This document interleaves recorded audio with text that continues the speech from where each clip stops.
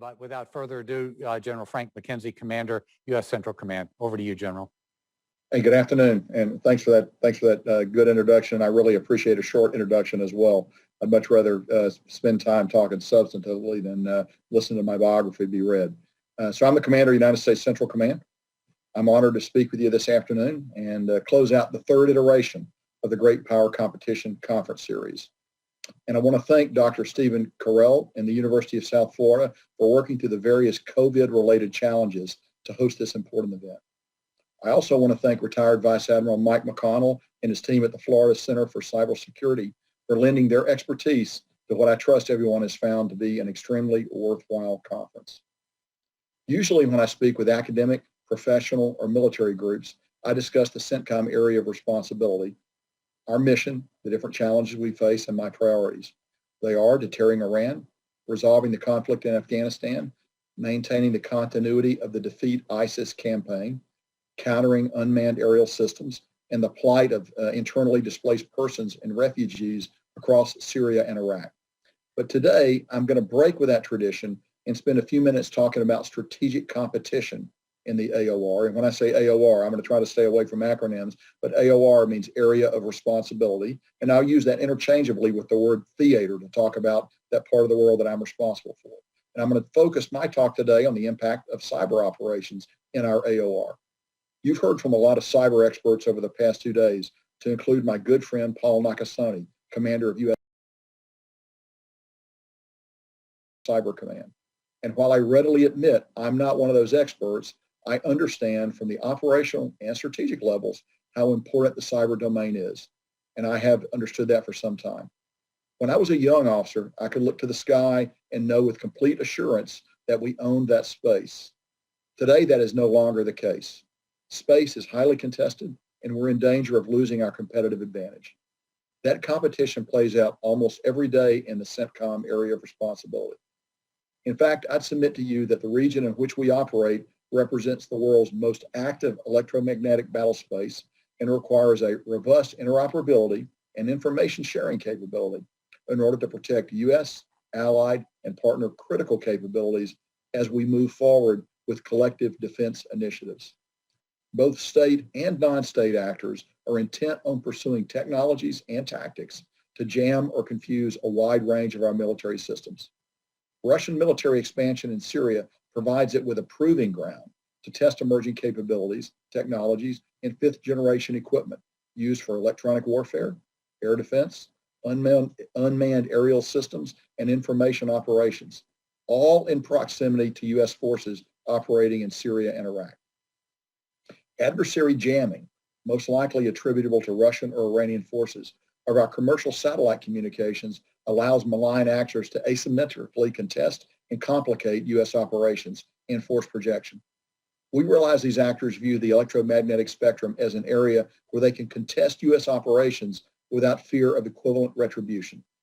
In fact, over the past few years, we've observed that adversaries have a significantly lower respect for the electromagnetic spectrum and will accept greater risk toward incidental degradation of commercial services and networks, all of which depend on the same or adjacent spectrums being used by our military networks.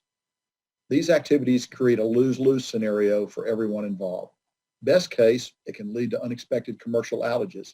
Worst case, it can create dangerous and irresponsible degradations of critical commercial navigation and communication services that place lives in danger. Besides malign electromagnetic interference, there's been a significant increase in both the strength and scale of adversary cyber attacks. Some of our adversaries have cyber forces numbering the tens of thousands, and they're becoming increasingly sophisticated.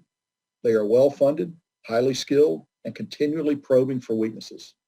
And they see cyberspace as a potential battleground where the United States' overwhelming military, political, and economic power is vulnerable, not just in our area of responsibility, but here in Tampa as well. Over the past year, our headquarters here in Tampa continued operations despite the COVID pandemic. We've had to, because we are in fact a warfighting headquarters. But safely continuing those operations during the pandemic required us to institute a wide-ranging telework program. And with that increased telework capacity also comes an increased attack surface for cyber adversaries.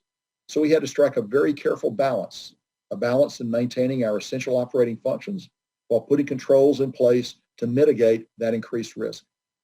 Not only do we need to account for a greater area of vulnerability, but we also have to account for the increasing complexity, computational power, and improvements in rival powers' cryptographic analysis capabilities to include AI, all of which makes it imperative that CENTCOM and our partners with whom we share information plan, execute, and implement a cryptographic modernization plan to ensure maximum interoperability, mitigate potential cyber attacks, and maintain a secure information exchange environment.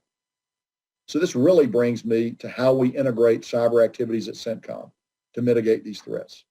From the perspective of a warfighting headquarters, what does integration look like? Here at CENTCOM, we have the capability resident within our headquarters to plan, integrate, and oversee the full spectrum of cyberspace operations, from offense to defense. Our command and control, communications, and computers directorate, which we call the J6, provides the bulk of our capability for cybersecurity, and is also for defense, particularly, as an inherent part of its core mission. My operations directorate, or J3, some of you may have tuned in earlier to listen to my J3. Major Alex Grenkovich opened the conference this morning, and his directorate is home to a Joint Cyberspace Center, or a JCC. It's a one-stop shop for all things cyber in our operations across the CENTCOM AOR. The main function of the JCC is to ensure our plans integrate actions in cyberspace to complement our actions in the physical domains and provide me with effective options to act against our adversaries, actions short of kinetic. As well as providing options to strike in cyberspace, the JCC works alongside our cyber defenders to mitigate cyber risks to other traditional weapon systems and capabilities. At CENTCOM, we're also very fortunate to have the support of U.S. Army Cyber, or we call them our Cyber, headquartered at Fort Gordon, Georgia, under the command of Lieutenant General Stephen Fogarty. Our Cyber has been an invaluable partner these past few years as we work toward integrating cyber into everything we do. An important step in that effort was the creation of the Cyberspace Operations Integrated Planning element. As the name implies, these men and women from our Cyber work side by side with my JCC and my J6 to ensure cyber is integrated into every aspect of our plans and operations. I will note that these people are high demand, low density individuals. As Dr. Ron Sanders and his fellow panelists discussed yesterday, the competition for cyber talent is fierce and it's global. And the U.S. must take the necessary steps now to ensure we attract and retain this kind of top talent. We need to do that in order to remain competitive in the future. Many of the people attending this conference are cybersecurity professionals, so it may please you to hear that my number one cyber priority is mission assurance. All the integration in the world is worthless if you can't communicate, if you lack confidence in the communications you do receive, or if the vast array of computer systems that control our most advanced weapons become compromised and unable to perform properly. I will tell you that the most important thing to me as a commander is my ability to communicate with my commanders, to communicate with my staff. And trust me, my comms team knows this. If I can't communicate, I can't command, plain and simple. And I have to tell you, my comms team and all of my cybersecurity professionals do exemplary work keeping the headquarters and I connected. And that connection has to extend to our partners as well. At CENTCOM, we train and fight as a coalition. So I'd like to address a number of initiatives we've undertaken to enable us to operate more effectively with our regional partners. In concert with our partners, we established and currently operate the CENTCOM Partner Network, or what we call the CPN. The CPN is a collection of bilateral networks with Jordan, Kuwait, Bahrain, the United Arab Emirates, Saudi Arabia, and Qatar, with other nations potentially joining soon. Each network allows for the secure exchange of intelligence and operational information up to the secret level, releasable to that country. CPN has been an invaluable tool enabling faster and more informed decision-making, collaboration, deconfliction, and effective engagement between and among partner nations. And my component commanders and our respective staffs use it regularly. Now, you may ask, aren't you worried about different standards and levels of security among so many partners? And of course, the answer is yes. Some of our partners are very accomplished with cybersecurity. Others have room for improvement. To assist in helping everyone achieve the same standard, our J6 Operations Division has the lead for all efforts to improve command and control communications and computers interoperability with our partner nations in the AOR. Our J6 operations teams work alongside our partners to find feasible, appropriate systems and solutions that are associated with those systems to meet current and future interoperability and security requirements. The last initiative I want to discuss is the Central Region Cybersecurity Conference, or the CRCC, and it's another integral part of my J6's regional engagement strategy. CENTCOM has hosted this annual multilateral event for a number of years, with 2020 being an obvious exception due to COVID concerns. The CRCC brings together stakeholders from across the U.S. government, military and private sector both, to engage with senior information and communications technology leaders from across the CENTCOM AOR, and they tackle some of the toughest problems we face, and they tackle those problems collectively in the cybersecurity arena. In the past years, as many as 17 nations have participated, with the themes focusing on topics such as how to expand information sharing on cyber threats, testing and evaluation strategies during a cyber attack, and improving the security, reliability, and interoperability of telecommunications infrastructure, particularly with the advent of 5G mobile wireless technology.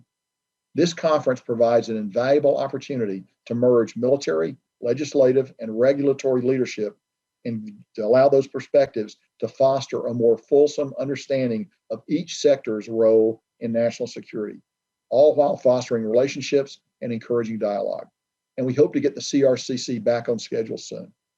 I want to close on this partnership theme, noting that the President has made cybersecurity a top priority in his recently issued interim national security strategic guidance, just as he has stressed the importance of reinvigorating and modernizing our partnerships. As cyber professionals, you all know and understand the importance of working together. The cyber battle space is shared, vulnerable, and under consistent attack. I continue to be encouraged by the willingness of our partners to share information and contribute to the overall understanding of shared threats.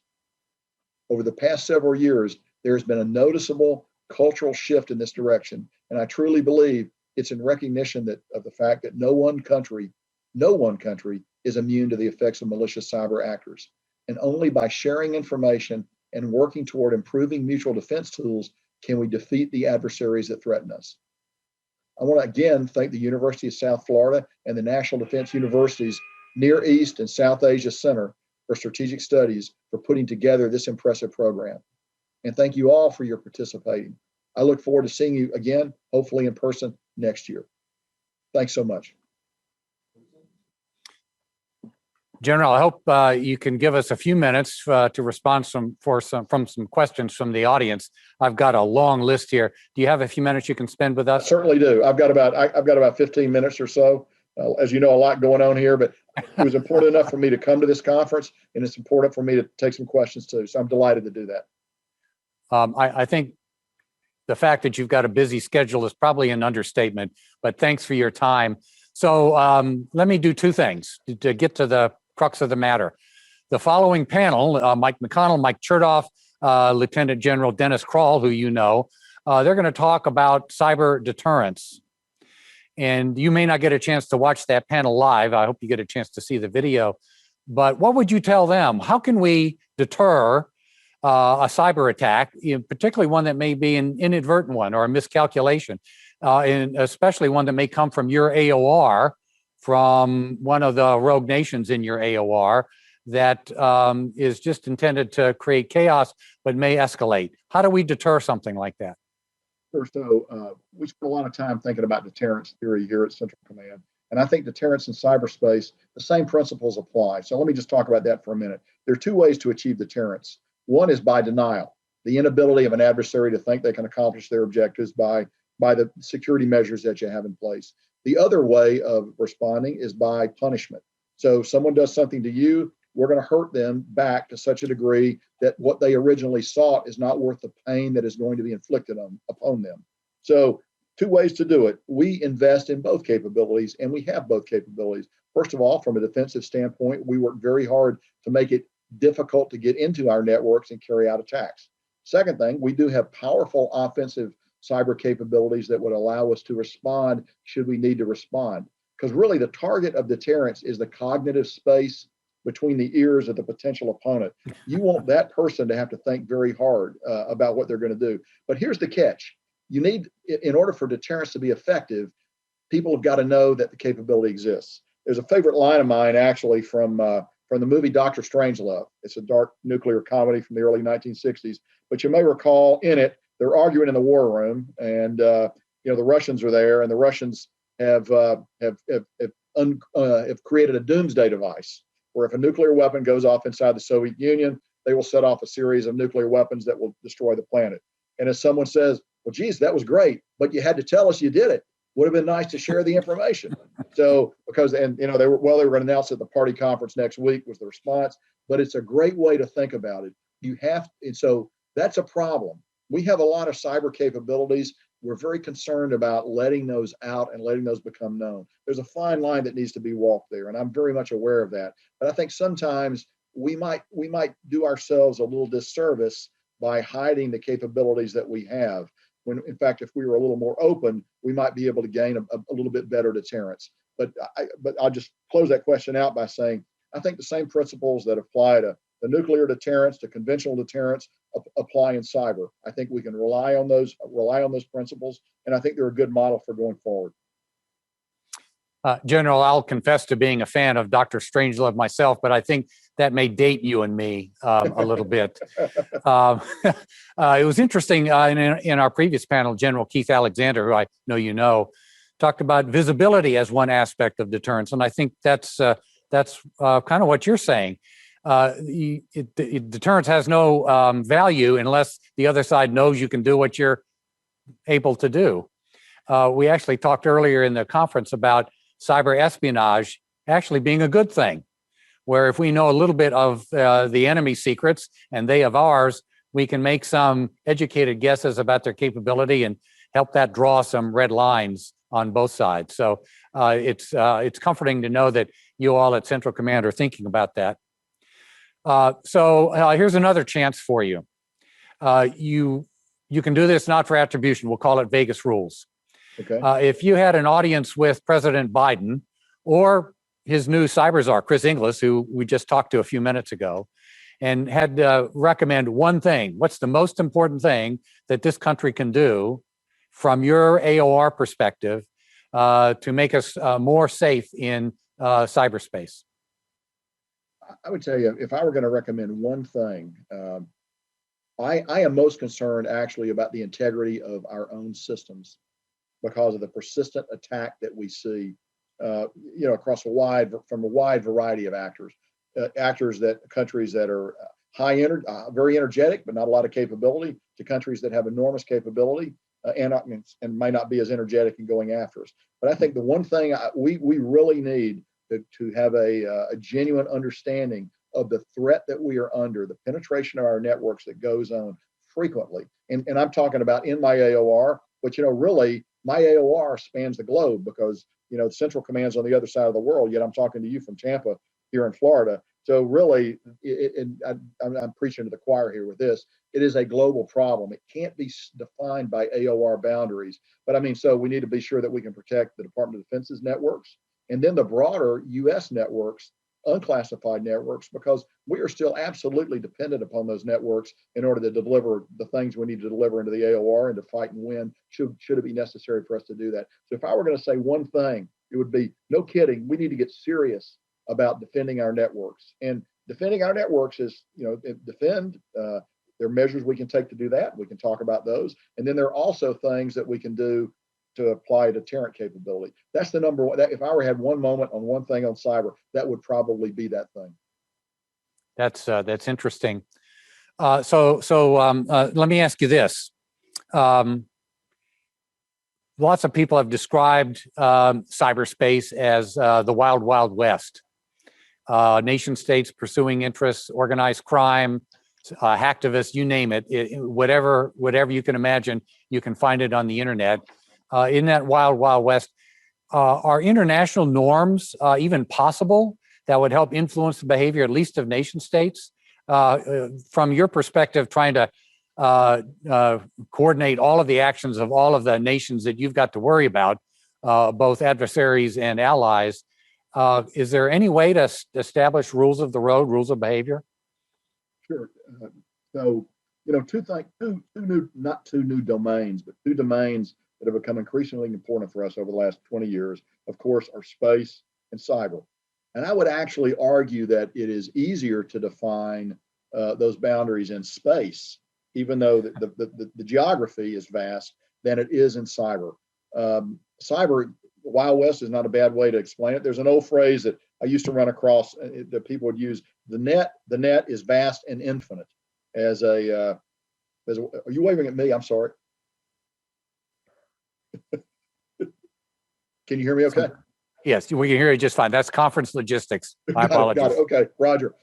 Okay, I will continue. So I think we are still actually exploring the actual contours of the internet and the universe that's out there. I just don't think we found the actual boundaries yet. Again, the net is vast and infinite. I think that's a way to phrase it. I think it's actually easier to understand space, at least near space, not the cislunar space, than it is to understand the net. So yes, it is the Wild West. We are still exploring those boundaries. To come back to your question, I think eventually, unless we're going to come up with some kind of rigid, draconian compartmentation of the net, we are going to have some kind of international rules and norms that apply there. We are clearly a long way from that. We're closer in space than we are in cyber to those things. But that is a matter of great concern to me. But you see right now, you see certain totalitarian regimes are already undertaking very active and capable measures to isolate their chunk of the web. And I think that's going to continue. And that's unfortunate, because I think the beauty of the web was that it's global nature, global and beyond. So concerns me. We're a long way from it, but eventually, yes, I think it is a domain that would be susceptible to norming in international agreements, because ultimately it is a domain like any other. It is simply different, just as space is different from air, land, or sea. But I have to tell you, it is a bit disconcerting. I appreciate the perspective, and it really does catch your attention that space may be easier than cyberspace. That's a pretty daunting thought. Let me ask you one last question, and then I know you've got to go, and we appreciate your service. We talked a lot about resiliency, and in our last panel, we were debating whether it's hardware and software resiliency, secure coding, things like that, or whether resiliency comes from the wetware, people like us, people in culture. Your thoughts on how we can make our nation more cyber resilient? Is it the hardware, the software, or the wetware? I would have to tell you, I think it's all three. But I would tell you, the key component is the wetware, the human being. That is the key component in the loop. That's where you build your resilience, because ultimately, of course, the software is written by humans and the hardware is built by humans. So that's the one link that goes to both those systems. I wouldn't deny the criticality of improving both hardware and the software, but I think the human element is really the most important one. So I would say clearly, because it's education. A lot, frankly, of the network disruptions we have had have not been because of hardware or software failure, but rather by failure of the human element. And so we should just remember that when we look at many of the problems that we've had. So I think that's how you get after that problem, is with that same human element. That's that's a great point. I have a colleague in the Department of Homeland Security that calls things like that stupid user tricks. And I'll confess to being one of those myself. General McKenzie, listen, thanks again for A, sponsoring this conference series, B, sponsoring this particular focus on cybersecurity. Obviously, it's a passion of mine and Mike McConnell's and Cyber Florida's. So we were happy to take a lead role in putting this conference together. Thanks for your time and thanks for your service. We really appreciate it. Well, thanks. I'm just glad I could. And, cyber is too important to not be addressed directly and squarely. To steal a paraphrase of Leon Trotsky, we might not be particularly interested in it, but it is certainly interested in us. And we need to pay it that degree of attention. We do nothing here at CENTCOM without thinking through the cyber elements of it. Thanks for having me, and I look forward to doing this again at some point. Great. Thanks again, General. Bye-bye. All right, here's the plan for the rest of the afternoon. We're going to give you a short break while we get set up, and then we have our final panel on deterrence. The panel is going to be moderated by a friend of mine, Frank Salufo. Frank currently runs the McCrary Institute for Cybersecurity at Auburn University, one of my alma maters, War Eagle.